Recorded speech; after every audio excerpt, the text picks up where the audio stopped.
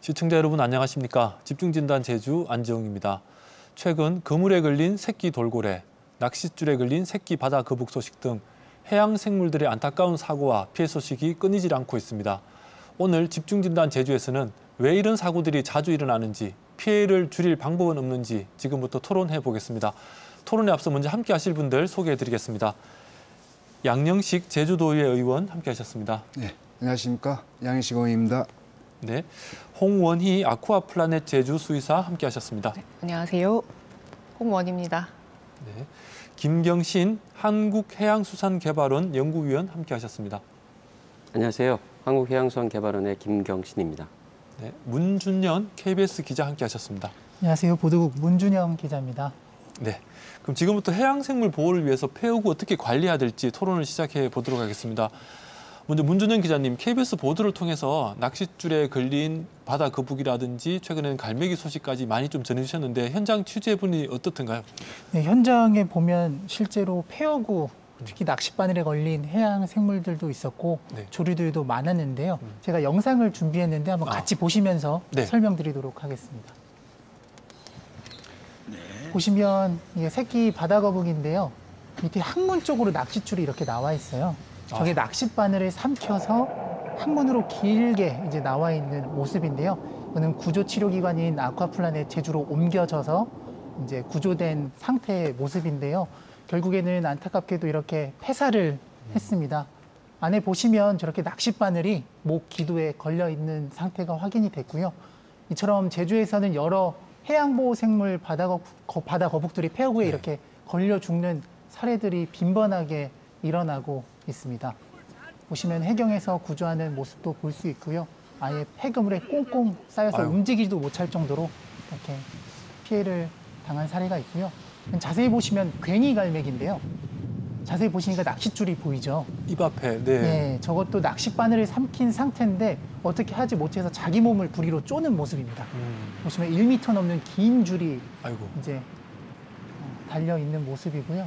어떻게 해보려고 발로 긁어봐도 이게 해결이 안 되는 상태고, 또 인근에 서귀포시 운진항 인근에서 발견된 괭이 갈매기인데요. 이건 2m짜리 낚싯줄이 오른쪽 날개뼈를 꽁꽁 올가매고 버려서 보시면 날개뼈가 밖으로 드러날 정도로 아예 골절이 된 상태였습니다. 저희가 야생동물 구조센터와 함께 이제 구조를 했는데요. 보시면 엑스레이를 찍었는데 저렇게 낚싯바늘이 발견이 됐습니다. 5cm에 달하는 아주 큰 낚싯바늘이었는데요. 안타깝게도 이튿날 이 괭이 갈매기도 결국 폐사했습니다. 그 다음에는 저희가 바닷속도 들어가 봤는데요. 이제 조금 있으면 나올 건데 이게 서귀포시 형제섬입니다. 네. 이 안에 직접 들어가 봤는데요. 수중 한 17m 지점이었고요. 자세히 보시면 분홍빛 연산호 자세히 보이시죠? 네. 가시수지 맨드람인데요. 주변에 낚싯줄이 꽁꽁 올가매고 있습니다. 지금 얼음 무릎 높이만한 상태인데요. 옆에는 국내 미기록종 이제 맨드람인데 보시면은 금방이라도 닿을 듯 위험해 보이고요. 이 폐허구를 쭉 따라가 봤어요. 네. 가봤는데 보시면 저 천연기념물 김가지 해송 옆에 보면 수지 맨드라미류도 저렇게 낚싯줄에 감겨 있는 모습을 확인할 수 있었습니다. 그리고 네, 일단 여기까지 제가 설명을 드리겠습니다. 네, 그러니까 뭐 해양을 토대로 살아가는 모든 생명들이 지금 다 피해를 보고 있는 것이네요. 바다 속에 있는 식물부터 시작해서 동물들까지 하늘을 나는 조류까지 지금 다 피해를 보고 있는 상황. 맞습니다. 네. 취재 보시니까 좀 마음은 어떠셨습니까? 이게 실제로 저희가 이 동물들을 보면 잘 몰랐어요. 네. 저도 잘 몰랐는데 가서 보면 그 고통이 직접적으로 느껴지고, 특히 낚싯바늘 같은 거는 먹고 본인의 내장, 장기 쪽으로 들어가서 엄청난 고통을 야기하는 거거든요. 근데 막상 구조를 해도 이거를 살리기가 굉장히 어려워요. 뒤늦게 발견되는 경우도 많고 몸 상태가 굉장히 안 좋은 상태에서 발견되기 때문에 개인적으로 너무 심각성을 이제 느꼈던 그런 취재가 아니었나 싶습니다. 네, 이게 뭐 죽음을 막을 방법이 없다는 게 더 안타까웠을 것 같은데 우리 수의사님 어떻습니까? 이게 지금 이런 사고들이 최근에 좀 많아졌습니까? 아니면 쭉 이랬습니까? 제가 2012년에 아쿠아플라넷 제주가 해양수산부로부터 이제 해양동물 구조 치료 기관으로 지정이 되면서요. 네. 한 10여 년 넘게 이제 구조 활동을 하다 보니까 홍은희 수사님 그럼 지금 그때부터 지금 그때부터 계속 지금까지 계속 같이 어. 구조 활동을 해왔거든요. 네네. 근데 저희 한 연간 한 4-5건 정도의 입원하는 이제 해양동물들이 있어요. 네. 그중에 한 2015년이랑 2018년에는 그때 폐역으로 인해서 한 건씩 있었거든요. 네. 근데 2019년부터는 거의 한두 건은 계속 매년 폐역으로 인한 피해 받은 이제 외상을 입은 해양동물이 계속 들어오고 있거든요. 네네. 그런 수치를 본다면 이게 거의 최근 들어서 점점 늘어나고 있는 것이 아닌가, 이게 제가 이제 네. 피부로 느껴지고 있는 부분입니다.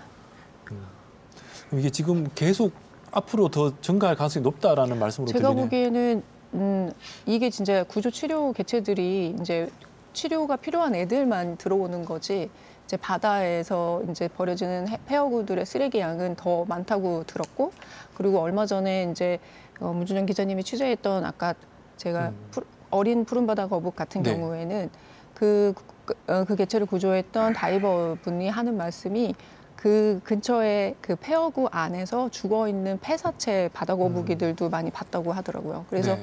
이제 폐사체까지 합한다면 굉장히 많은 피해가 점점 더 쌓여가고 있는 게 아닌가 싶어요, 바닷속에. 아, 이게 우리 눈에는 보이지 않으니까 우리가 좀 지금 모르고 있지만 사실 굉장히 심각한 문제다라는 게 느껴지는데, 그렇게 치료한 동물들은 그러면 다시 바다로 대부분 돌아갔습니까? 아니면은 불가능합니까? 아우, 안타깝게 지금 아까 보셨던 그 어린 개체도 이제 네. 생존을 못한 경우도 있고, 거의 이제 그 정도 사이즈의 연령의 바다 거북이들이 들어오는 경우는 대부분이 질병인 경우가 많아요. 네. 근데 이 개체는 어린이였는데 또 처음 봤을 때 제가 상태가 생각보다 너무 괜찮은 거예요. 그 영양 상태가 네. 이 정도라면, 그리고 다른 이제 질병에 의한 애들이 갖고 있는 특징적인 부분들이 거의 없더라고요. 그래서 폐어구가 아니었으면 얘는 생존 가능성이 훨씬 높지 않을까, 이런 생각이 들었는데, 네. 제가 이 말씀을 드리는 게 거의 대부분의 어린 개체들뿐만 아니라 성체, 준성체 이상 애들이 외상, 폐어구에 의한 외상이나 그 이제 심각한 문제를 안고 들어오거든요. 네. 근데 그런 개체들은 10년이 넘게 이제 바다에서 다른 뭐 포식자로부터도 잘 살아나고, 자기의 그 면역력에서부터도 굉장히 생존할 수 있는 능력이 되게 좋은 개체들인데도 불구하고 그 단지 폐어구 때문에 들어온 거거든요. 네. 그렇게 됐는데 거의 안타깝게 폐사한 개체들도 있고, 그리고 지금 입원해 있음에도 불구하고 잘 치료를 받았지만 바다에 더 이상 돌아갈 수 없는 개체도 있어요. 아까 문준 기자님의 두 번째 취재에서 보였던 개체 같은 경우는 팔 한쪽이 잘려서 들어오면서 팔 하나가 없기 때문에 자연에서는 이제 생존하기가 좀 어려운 상태인 거죠. 그러니까 이게 건강한 아이들을 좀 치명적으로 죽음을 몰고 가는 것이 네. 폐어구다라는 말씀이신데요.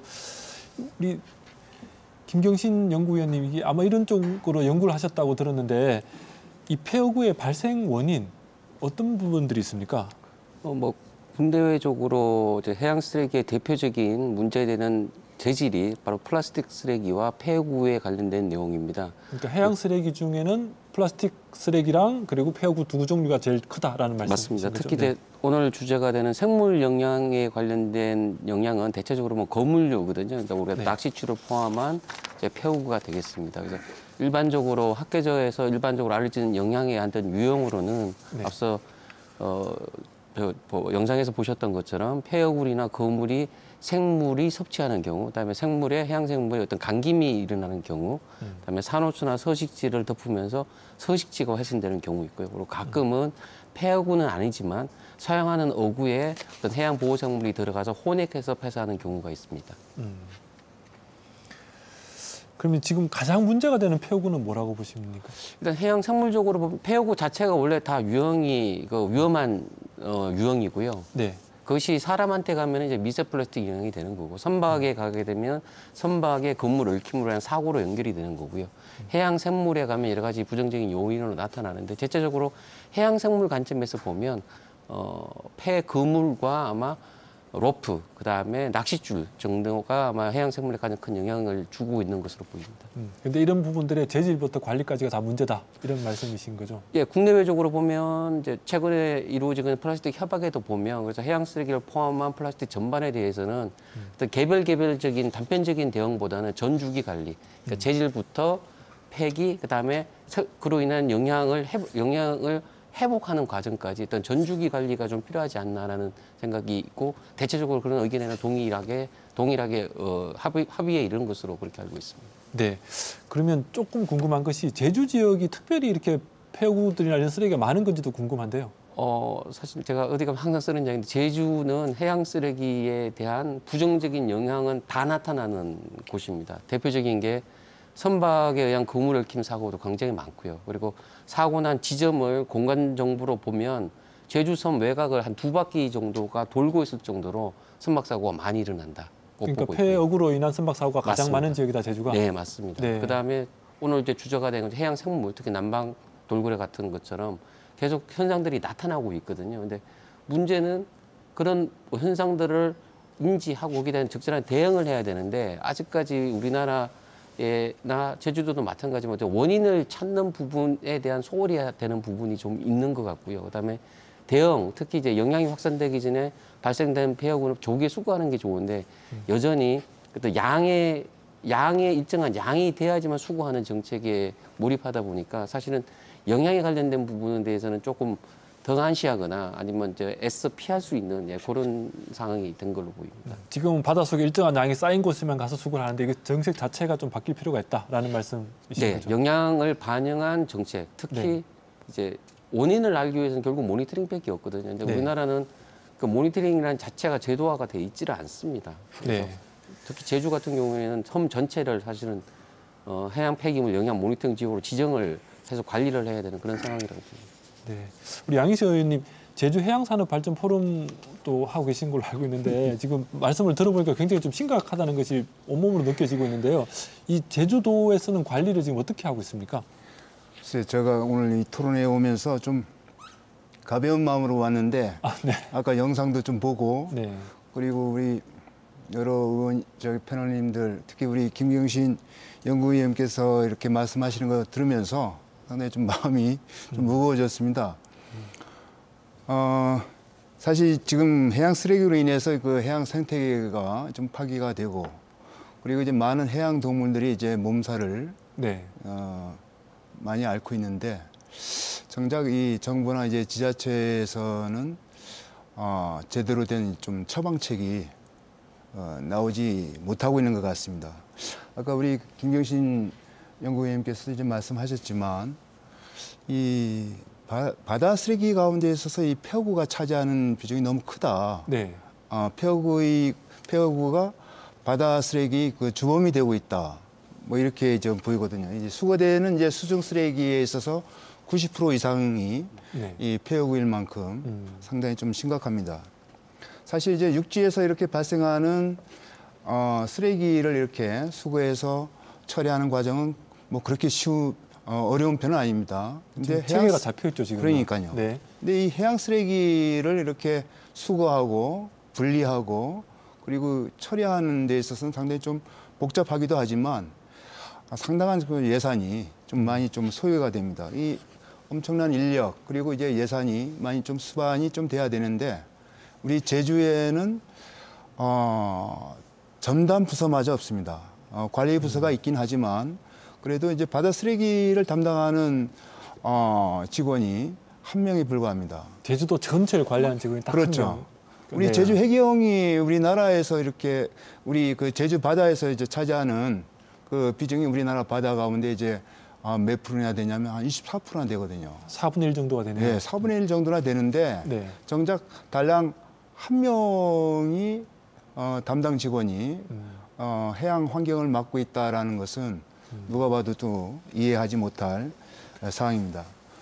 어쨌든 이 해양 쓰레기가 이 폐허구가 이제 좀 절반 이상이 이렇게 좀 차지를 하고 있고 폐허구로 인한 어떤 뭐 생태계 파괴, 폐허구에서 나오는 어떤 이 미세 플라스틱 이런 거를 섭취하는 해양 동물 네. 많이 문제가 아니라 우리 사람이 문제이기도 하죠. 네.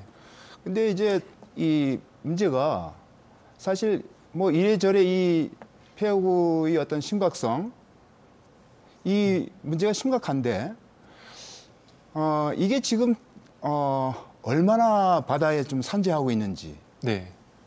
그리고 이제 많은 어떤 낚싯줄 그리고 이제 그물들이 또 얼마나 이렇게 버려지고 있는지 파악조차 이렇게 좀 제대로 안 되고 있거든요. 그러니까, 이 정책이라는 게 그렇지 않습니까? 어떤 정확한 데이터, 그렇죠. 통계를 갖고 이렇게 추진해야 네. 쓰레기 저감 정책에도 이렇게 효과가 있을 텐데 그렇지 못하고 있다는 얘기죠. 네.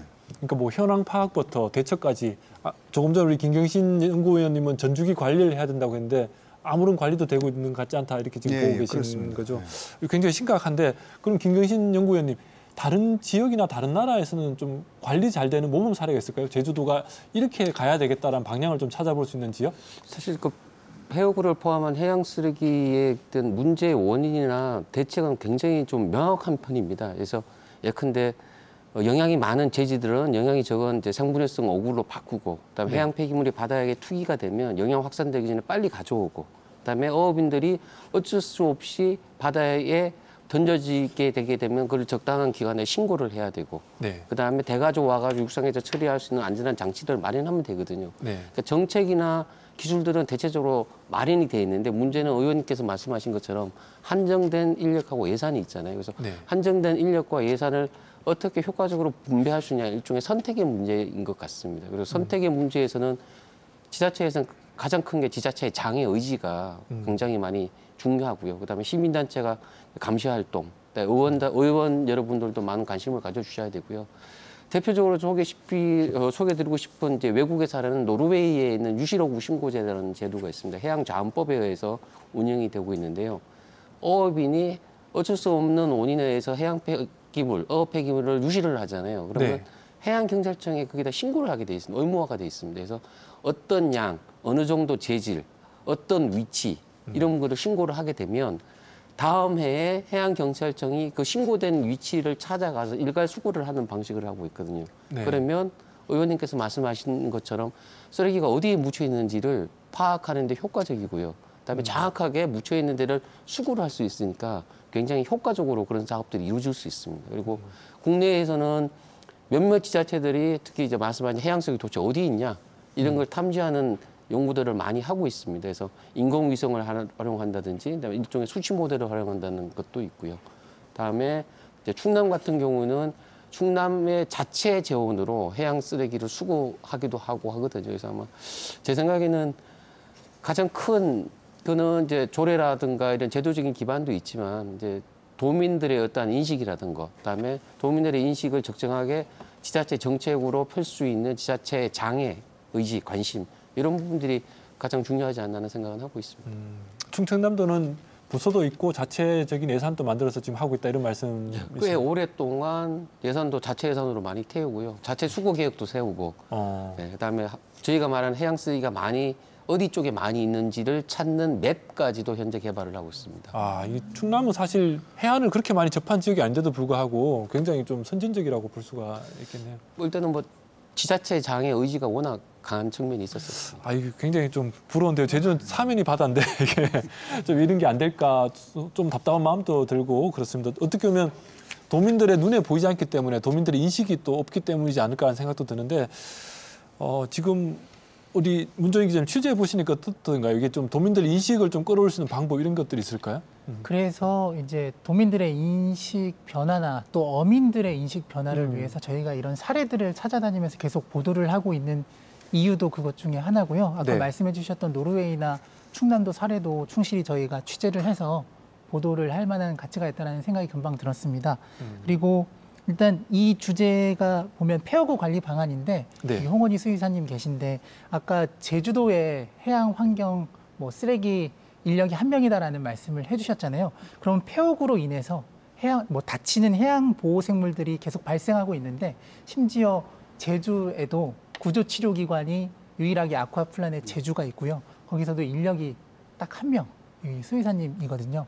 그래서 폐허구 관리 방안도 중요하고 더 나아가서 제주도에서도 이 폐허구에 의해서 다친 이 해양 생물들이 왔을 때 어떻게 구조 치료를 지원할 수 있는지에 대한 방안도 같이 가야 된다라는 생각을 했는데요. 자세한 얘기는 또 수의사님이 또 해주시지 않을까. 너무 감사드려요. 제가 안 네. 그래도 이제 이런 말씀 꼭 드리고 싶었는데 이제 폐어구가 발생하는 것도 문제지만 그거 발생으로 인해서 다치는 생물이 늘어나고 있는 추세잖아요. 현재 네. 보기에는. 근데 말 그대로 제주는 다른 지역이랑 고립이 돼 있다 보니까 제주 자체적으로 이제 그 치료기관이나 이런 것들이 이제 연합을 할 수가 없는 상황인 거예요. 육지에서는 구조치료기관끼리 필요하면은 새로 이제 협업을 한다던가, 네. 그럼 생물이 운송이 된다던가, 이쪽이 더 전문적이니까 저쪽으로 보낸다던가 이런 것들이 가능한데 단편적으로 봤을 때 저희가 제주에서 발견되는 바다거북이가 수가 국내에서는 제일 많은 걸로 알고 있거든요. 네. 근데 그 바다거북이들이 폐사하는 원인도 정확하게 아까 드렸지만 폐사체들이 보이지만 그에 대한 원인 규명도 제대로 안 돼 있는 거예요. 근데 이거는 육지에서는 하고 있거든요. 네. 근데 육지 자체에서는 그거를 할 수 있는 기관이 있어서 하고 있지만 폐사체는 이게 어디로 옮기거나 하기에는 시간이 경과하고 원인 파악이 어려울 수도 있고 이럴 수가 있기 때문에 제주 자체적인 그런 문제 해결 같은 것들이 있으면 좋겠다는 생각을 계속 해왔거든요. 물론 아까 말씀하셨던 아쿠아플라넷 제주가 유일한 구조치료기관이다 보니까 인력이나 시간 면에서도 굉장히 제한적이기 때문에 정말 전문적인 기관이 그리고 지금 아까 바다로 못 돌아가는 생물도 있잖아요. 네네. 그런 애들이 거주할 수 있는 공간도 마련된다던가 이런 식으로 또 뭔가 정책이 마련되면 좋겠다는 생각이 듭니다. 그러니까 뭐 이런 해양 동물들을 위한 보호 시설부터 해서 네. 좀 체계적으로 연구할 수 있는 연구 기관까지도 필요하다. 예를 들면 네, 뭐 바다 거북이라도 네. 네, 정책이 마련이 되려면 그 근거, 아까 말씀하셨던 근거가 필요하다고 하잖아요. 그러면은 진짜 폐사체에 대한 정확한 원인 규명도 제대로 됐을 때 그 근거 마련, 정책에 대한 자료가 되지 않을까 싶습니다. 네. 두 마디만 말씀 더 드리면 이제 플라스틱 협약에서는 해양 폐기물이 주로 어업 폐기물이 미치는 영향의 원인을 파악하고요. 그 영향이 많이 되는 어종이 있으면 생물을 특정하게 돼 있습니다. 그리고 특정하게 되고 그에 대한 대책인데 그 대책이 단순히 수거가 아니라 보건 조치까지 가고 있거든요. 그래서 아마 예정대로 플라스틱 협약이 진행이 된다면 우리나라도 이제 그런 정책, 옛날에는 수거로 끝났지만 이제는 원인을 찾는 영양 모니터링부터 보건까지 아마 그 확대돼야 되는 부분이 있고요. 또 하나는 사실은 해양 폐기물, 해양 쓰레기 이렇게 지자체 전체적으로 보면 2000년대 초반에는 제주도가 가장 앞선 동네였습니다. 2000년대 초반까지는. 네, 2010년, 13, 14년까지만 해도 우리나라에서 전국 단위로 확대된 사업들이 굵직굵직한 것들은 제주도가 먼저 시작을 했어요. 네. 대표적인 게 이제 바다환경 지킴이라는 게 제주에서 시작을 해서 지금은 전국에 확산하는 효과를 있고요. 그다음에 육상 집화장이라고 폐기물을 일정하게 어업인들이 육상에 가져와도 보관할 장소가 없다. 네. 그래서 육상 집화장을 처음 만든 것도 사실은 제주도고 그거를 중앙정부가 받아서 전국에 확산한 것이고요. 그다음에 조례 부분도 마찬가지고 제주가 앞서서 해양 폐기물 조례를 만들었던 전례가 있습니다. 그래서 개인적으로 좀 많이 안타깝기는 해요. 그리고 제주도는 다른 지역보다 특히 중요한 게 시민단체의 활동이 굉장히 활발합니다. 네. 쉽게 보면 감시하고 개선할 수 있고 뭐 하는 여건들이 굉장히 잘 있는데 이걸 이제 저양 정부가 좀 엮어내는 부분들이 조금 부족하지 않나 하는 생각을 좀 하고 있습니다. 그러니까 뭐 외부 여건들은 충분한데 제주도 자체에서 정책이나 제도 마련이 좀 미흡하다 이런 말씀으로 정리를 하면 될까요? 끌어내서 이렇게 네. 가는 추진력이나 이런 것들이 또 화합하고 통합하는 그런 게 조금 미흡하지 않았나 하는 생각을 하고 있습니다. 이 의회에서도 역할을 좀 해야 될 것 같은데 의원님 어떻습니까? 지금 뭐 말씀을 쭉 나오는 게 의외로 의회나 도로 썰리고 있는데 좀. 네. 사실 그렇습니다. 의회에서도 좀 많이 좀 반성을 해야 될 것 같습니다. 여지껏 사실 뭐 눈에 보이는 육상 생활 환경에 많은 관심을 가졌었지 수중에 있는 폐허구까지 그렇게 관심과 그런 어떤 뭐 열정 이런 의무 여기에 대한 생각이 상당히 좀 부족했던 것도 사실입니다. 그래서 앞으로 우리 도의에서도 저는 이제 일단 집행부에서 이 전문 부서가 이렇게 좀 생길 수 있도록 도에서 좀 많은 좀 지적을 해야 되겠다. 특히 해양 환경, 네. 해양 산업, 해양 환경과가 좀 신설이 됨으로써 보다 지금 제주에는 해양 환경과라는 게 없는 거죠? 예, 없습니다. 그래서 많은 어떤 그 이 인력이라든가 예산이 좀 확보가 될 수가 있겠고 그에 따라서 이제 정책이 집행이 될 수 있기 때문에 일단은 이러한 그 인력 확충과 예산을 가질 수 있도록 도의에서도 많은 노력을 하겠다는 말씀드리겠습니다. 네, 뭐 아까 앞서 수의사님 말씀하신 해양생물 보호하기 위한 그 시설부터 시작해서 지금 굉장히 할 일들은 많은 것 같은데 이게 도민사회 어떻게 좀 합의를 만들어 갈지가 좀 과제인 것 같습니다. 조금 넘어와서 얘기를 제도 측면에서 조금 더 얘기를 해보면요. 아까 우리 김경신 연구위원님 말씀하신 것처럼 플라스틱 협약이 원래 한국에서 열리도록 되어 있는 네, 거죠. 마지막 5차에는 한국에서 예정돼 있습니다. 그죠. 그래서 이제 국제 협약은 지금 준비되고 있는 상황이고 그리고 또 한국에서도 2020년에 국가가 해양 폐기물 관리법을 또 만들어서 시행하고 있죠. 그러면 이 해양 폐기물 관리법에 따라서 실제 좀 뭔가 변화가 일어나고 있는지도 좀 궁금한데요. 김규신 연구원님 어떻습니까? 일단은 이제 해양 폐기물 관리법은 해양 쓰레기 법이라는 것을 독자적으로 가지고 있는 나라가 전 세계적으로 우리나라하고 일본하고 미국 세 나라밖에 없습니다. 다른 나라는 보면 육상 환경법에 어떤 일부 조항이 있거나 아니면 생물보호, 호주 같은 경우는 이제 생물보호 차원에서 생물자원법에 일부가 들어가 있거든요. 그래서 네. 법 체계적으로 보면 우리나라가 굉장히 앞선 선진국이면은 틀림이 없습니다. 그리고 여러 조항들도 폐허구 관리라든가 이런 부분들이 잘 돼 있는데요. 지금 플라스틱 국제 협약에 있는 내용을 나중에는 이제 협약이 발효가 되면 반영을 해야 되지만 오늘 주제처럼 말씀드린 것처럼 너무 해양 폐기물 관리법이 이제 수거 중심으로만 돼 있고 어떤 모니터링이라든가 아니면 영양 회복에 관련된 부분 이런 부분들에 대한 법적 근거가 현재는 부재한 상황입니다. 그래서 네. 아까 의원님께서 말씀하신 것처럼 해양 폐기물이 다른 쪽에 영향을 준다고 하게 되면 제일 먼저 원인을 파악해야 되거든요. 근데 원인 파악에 관련된 부분은 소홀한 거죠. 근데 그런 것들은 결국 모니터링이나 제도를 통해서 이루어져야 되는데 해양 폐기물 관리법에는 모니터링에 대한 제도 자체가 없습니다. 일부 사업으로만 이루어지니까. 네. 근데 올해처럼 이제 예산이 없어지면 이제 사업 자체가 진행이 안 되는 그런 상황이 있습니다. 그러니까 뭐 단일 법안으로 만들어진 체계는 좋지만 실효성이 좀 약하다 이런 말씀을 읽히는데요. 수거 이런 측면에서는 굉장히 잘 돼 있긴 하지만 이제 앞으로 지금 나타나는 생물 영양이라든가 이제 플라스틱 협약에서 나온 부분들을 받아들이려면 좀 개정할 필요성은 충분히 있다고 봅니다. 이런 부분들이 어떻게 보면 먼저 선도적으로 제주도에 조례도 만들 수 있다 아까 말씀하셨는데 그 부분들에 대해서도 양 의원님 좀 어떻게 보시는지요? 그렇습니다. 우리 김경신 연구위원께서도 이렇게 말씀하셨는데 저는 이 그 해양 폐기물 관리법이 이제 2020년에 이렇게 제정이 되었지 않습니까? 네.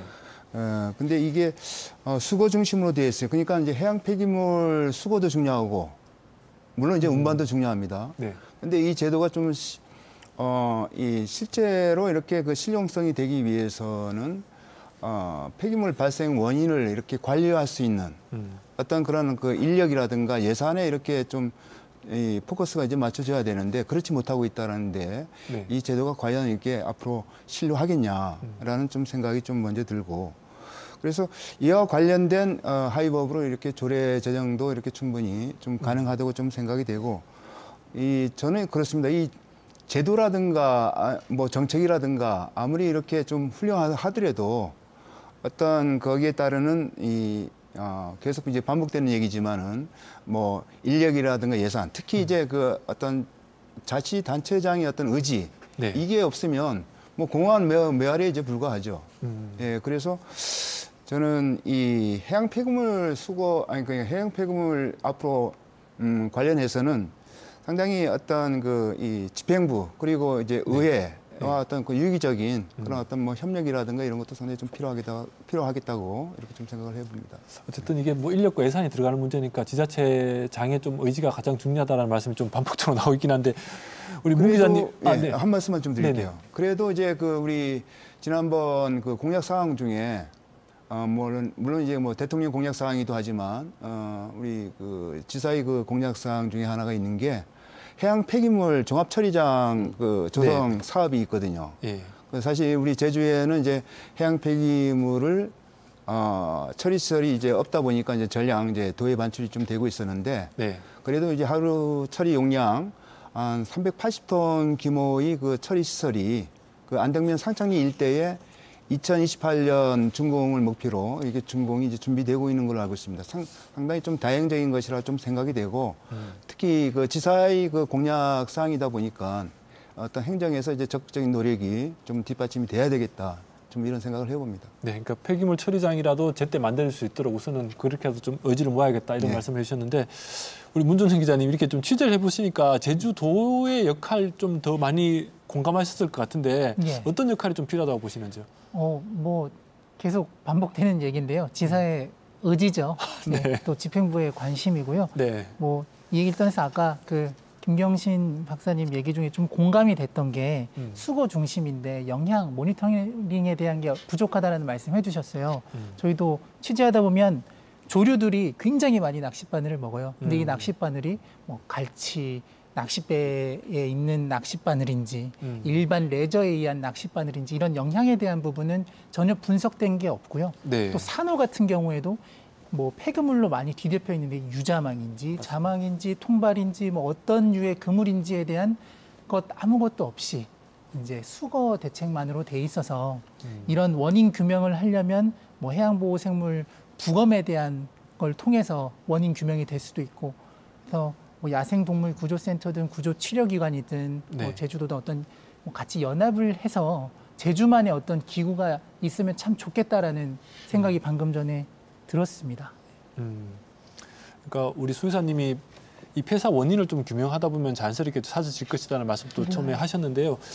우리 수의사님 보실 때 지금 이런 뭐 해양생물, 해양 폐기물 법이라든지 이런 제도들이 실효성을 가지고 있다고 좀 보십니까? 어떻게 보십니까? 일단 관리법 같은 경우에는 아까도 말씀하셨지만 이게 정말 제대로 지켜지고 있을지 잘 모르겠는 그런 부분들이 많고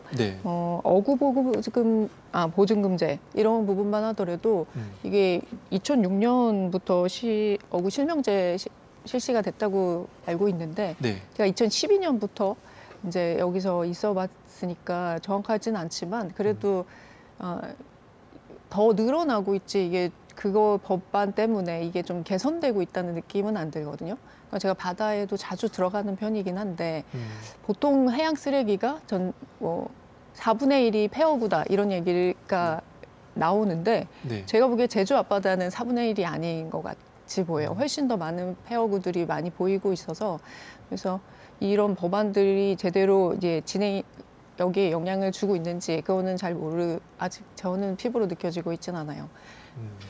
그러니까 이게 법은 있지만 실효성은 없다. 과학적으로 말씀을 드리면 특히 이제 우리 남방 큰 돌고래처럼 국가적으로 보호할 필요 있는 해양 포유류 생물들은 저희가 해양 생물 종으로 보호종으로 규정을 하고 있잖아요. 근데 그 외에 그들이 사는 서식지라든가 주변 환경에 대해서 보호할 수 있는 좋은 제도가 있거든요. 우리가 잘 아는 이제 해양 보호구역이라는 건데 생물 자체로 그 지정이 된 보호구역은 우리가 잘 아시는 이제 점박이 물범, 상갱이 두 종이 있습니다. 그래서 남방돌고래도 굉장히 중요하기 때문에 국가는 충분한 의지를 가지고 있다고 생각을 하거든요. 그래서 지자체하고 도민들이 아마 좀 의견이 모아주시면 충분히 이 남방돌고래를 보호하기 위한 해양생물 보호구역, 해양생물 보호구역 지정도 충분히 가능하다고 보고요. 그다음에 앞서 말씀드린 이제 결국 어구 보전금 혹은 어구 실명제 부분이 있는데 아직까지 조금 미흡한 부분들이 있습니다. 그러니까 어구 보전금은 가장 큰 제도의 취지가 앞서 말씀드린 것처럼 바다에 버려질 어구를 바다에 버리지 말고 육상으로 되가져오세요라고 하는 취지거든요. 그래서 사실은 이제 가장 어구의 형태로 보면 우리가 대체적으로 폐어구가 발생이 많은 것이 이제 자망류, 그다음에 통발류, 안강마, 자루같이 생긴 거거든요. 특히 근데 해양생물에 영향이 많은 것은 큰 물고기 같은 경우는 자망류예요, 대체적으로. 그리고 작은 물고기 같은 경우는 자망하가 통발이 이렇게 그 폐어구에 갇혀주는 이제 유령 폐사들이 많이 일어나고 있거든요. 그래서 그런 부분들에 대한 개선. 최근에 이제 상갱이 같은 경우는 상갱이가 혼액이 되더라도 탈출할 수 있는 장치를 만들었거든요. 그렇죠? 그런 부분의 개선도 조금 이루어지면 좋지 않을까. 그리고 말씀하신 것처럼 제주도가 나서서 좀 그런 거를 먼저 좀 제안하면 참 좋지 않을까 하는 생각을 하고 있습니다. 그러니까 2000년대 초반까지 제주도가 가졌던 해양 관리의 좀 모범적인 모델을 지금 좀 부활시킬 필요가 있다 이런 말씀이신 거죠? 지금 영향이 많이 누적이 돼 있고 그래서 지금은 충분히 그를 할 시기가 됐고요. 다행히 이제 국제 해박이나 국내적으로 영양 관리에 대한 중요성이 커지기 때문에 시기적으로 제주가 먼저 나서면 좋은 지역 사례가 되지 않을까 하는 생각은 하고 있습니다. 조금 궁금한 게 앞서 문준영 기자님 얘기하셨지만 이게 어업으로 인한 폐사가 많은 건지 아니면 낚시로 인한 게 많은 건지 이런 것도 지금 제대로 되지 않고 어떤 어구로 인한 건지도 좀 밝히지 않다고 이렇게 얘기하셨고 또 수의사님 같은 경우는 해양의 쓰레기의 폐구가 절반 이상은 되는 것 같다 이렇게 말씀하셨는데 그런 실태들은 좀 나와 있습니까? 일단은 해양 쓰레기의 초목류를 제외한 해양 쓰레기 발생량을 보면 어업 폐기물이요 45%예요. 아까 말씀하신 것처럼 반이 절반 맞아요. 정도. 근데 그 사실은 영향으로 보게 되면 어업 폐기물이 다 영향을 미치는 거 맞습니다. 그러니까 사실 낚싯줄 폐하고 낚싯줄이 얼마나 바다에 투기되는지는 아예 자료 자체가 없고요. 자료 자체가 없다. 자료 자체가 없어요. 제주 같으면 돌아다녀 보면 정말 낚시 해안가에 사시는 분들 많잖아요. 그러면 이런 낚시 하시는 분들 관리도 지금 어구 실명제가 되고 있습니까? 낚시는 낚시 관리 및 육성법에서 규제를 하고 있는데 어째 통제할 수 있는 장치로는 크게는 지자체에서 할 수 있는 건 낚시 통제 구역이라는 게 있습니다. 그래서 제주도도 이미 낚시 통제 구역을 22년도에 10곳을 이제 통제 구역으로 지정을 했거든요. 그래서 이제 필요하면 영향이 많은 곳이 있다 그러면은 충분히 낚시 통제 구역으로 아마 좀 지정이 가능하지 않을까 생각은 하고 있고요. 특히 이제 낚싯줄 문제는 사실 우리가 낚시는 옛날에 낙 같은 거는 규제를 하고 이미 했잖아요. 근데 네. 문제는 낚싯줄 자체는 규제를 안 해요. 근데 생분해성 낚싯줄이 일부 보급이 되고 있습니다. 근데 이제 사용을 못하는 이유는 일단은 레이저 낚시다 보니까 보조금을 지급을 못해서 일반 낚시인들이 그걸 쓰기를 좀 기피하는 경향이 있고요. 그다음에 나일론보다는 생분해성 어구가 이게 강도가 조금 떨어집니다. 그래서 이걸 보편적으로 우리나라에 적용하기는 어렵지만 특히 이제 제주도 같은 데에서 한정적으로 몇몇 지역에 영향이 많은 지역은 충분히 한번 고려를 해볼 수 있지 않나. 그러니까 생분해성 어구로 만든 낚싯줄이 이미 사용이 되고 있는 나라가 있기 때문에 우리나라가 생분해성 어구를 세계 최초로 개발을 했거든요. 미국에 수출도 하고. 그래서 제주 차원에서 한번 시범적으로 모범적으로 한번 도입을 해봄직하지 않나 하는 생각은 하고 있습니다. 네, 지금 좀 근본적인 원인을 짚을 수 있는 방안들 나오고 있는 것이 생분해성 어구를 좀 사용하도록 하자. 그리고 통제 구역을 좀 늘리자. 낚시 못하게 한 통제 구역 혹은 해양 생물 보호 구역을 도입을 하자. 이런 정도까지 제안을 해주셨는데요. 우리 뭐 이런 것 이외에 또 어떻게 보면은 앞서서 우리 수의사님 말씀하셨던 구조한 이후에 조치도 필요하다. 보호할 공간도 필요하다고 했는데 혹시 이외에 더 필요한 제도적 조치 어떻게 보시는지요? 아까 말씀드렸던 거지만 이제 원인 규명 그에 대한 거 정확하게 짚어줄 수 있는 그런 제도가 마련됐으면 좋겠고 그리고 갈 곳 없는 솔직히 이 얘기는 그 야생동물 구조센터 같은 경우는 대부분의 이제 자연으로 돌아갈 수 없는 애들이 갈 곳이 정해지는 곳들이 있어요. 그런 데가 이제 동물원인데 동물원 같은 경우에는 지자체가 운영을 하다 보니까 그 지자체에서 그 갈 곳 없는 동물들 다시 보호를 할 수 있는 그런 자금이라든가 뭐 이런 것들이 마련이 되어 있는데 일단은 저희 기관은 4개업이고 그리고 저희가 이제 해수부에서 지정해서 이제 구조 치료 활동을 하고 그런 갈 곳 없는 애들을 보호는 하고 있지만 이게 이제 한계가 있는 거예요. 왜냐하면 저희 입원실이 지금 꽉 차 있으면 더 받을 생물이 없고 이런 일들이 발생을 하거든요. 그래서 계속 제가 비슷한 말씀을 드리게 되겠지만 제가 해양생물을 구조하다 보니까 이런 쪽에 꽂혀 있어서 좀 더 이제 그런 아까 말씀하셨던 문 기자님이 말씀하셨던 것처럼 제주도 자체적으로 이게 고립된 지역 한계가 있다 보니 그 안에서 이제 해결할 수 있는 그 갈 곳 없는 해양 동물들이 지낼 수 있는 쉼터 같은 것이 있으면 어떨까 이런 생각을 계속 하게 되네요. 네, 일단 쉼터 마련 이거 예전에 돌고래 얘기할 때도 계속 좀 난방 컨트롤 얘기도 계속 나오긴 했었는데 지금 만들어지지 못하고 있습니다. 그렇죠? 네. 의회에서도 이 부분 좀 관심 있게 보고 계신지 궁금한데요. 지금 그 정도까지 이렇게 좀 진척된 좀 뭐 토론회라든가 이런 거는 좀 아직은 좀 없었던 게 사실이고, 그, 뭐, 그 정도까지 이렇게 좀 진척된 좀 뭐 토론회라든가 이런 거는 좀 아직은 좀 없었던 게 사실이고, 그, 뭐, 그 정도까지 이렇게 좀 진척된 좀 뭐 토론회라든가 이런 거는 좀 아직은 좀 없었던 게 사실이고, 그, 야생보호 같은 경우에서는 가끔 이제 의회에서도 이렇게 집행부에다가 이렇게 지적을 좀 하는 경우도 없잖아 있긴 하지만 네. 쉼터까지는 이제 아직은 좀 없습니다. 이게 지금 말씀하신 것처럼 민간의 사기는 한계가 분명히 있을 것 같거든요. 그래서 이 부분도 이후에 조금 더 다른 논의가 이루어졌으면 좋겠다 싶긴 한데 지금 문전영 기자님께서는 혹시 이런 낚싯줄 같은 경우 지금 생분해성으로 보급해야 된다라는 것에 대해서는 어떻게 생각하시는지 궁금한데요. 낚싯줄 같은 경우에는 생분해성 어구가 계속 기술 개발이 되고 있고요. 미국으로 수출도 하고는 있어요. 근데 실제 일반 레저 낚시인들까지 이거를 지원할 수 있을까에 대한 고민은 있습니다.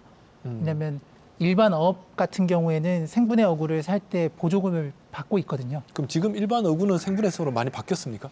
그렇게 많이 바뀌진 않고요. 이제 뭐 제가 해수부 쪽에 자료 요청했을 때는 2020년도에 한 490여 척의 어선이 사용을 했고요. 2022년엔 한 580여 척. 뭐 전체적으로 따진다면은 뭐랄까요? 굉장히 적은 어선 미미한. 척수이긴 하지만 어민들 입장에서도 생분해성 어구를 했을 때 조과가 좋아야 되거든요. 네. 근데 이게 조과가 조금 떨어진다라든지 이런 문제들이 있어서 선뜻 사용하기 어렵기 때문에 그런 쪽으로 기술 개발은 하고 있고 다만 일반 낚시인 분들까지도 지원을 해야 된다라는 것에 대해선 국민적인 합의가 없는 이상 현실적으로 불가능하다라는 생각을 하고 있고요. 아까 더 나아가서 아까 어떤 제도적인 게 더 필요하나라는 말씀을 주셨는데 지금 어구 보증금제가 통발에 한해서 올해부터 시행이 되고 있어요. 네. 근데 제주 지역 어선이 한 2천여 척 가까이 되거든요. 네. 이 가운데 통발 어선이 6척밖에 안 됩니다. 뭐 거의 없다고 봐야 되네요. 뭐 네. 물론 이제 다른 지역 같은 경우에는 뭐 꽃게 뭐 이렇게 해서 많이 사용하는데 제주 지역은 거의 해당이 되지 않아요. 그래서 실제 어민들 뭐 어촌계장님들 만났을 때 하는 얘기가 해녀들 바다 들어가서 그물 걸려서 진짜 죽을 뻔한 적이 많다. 네.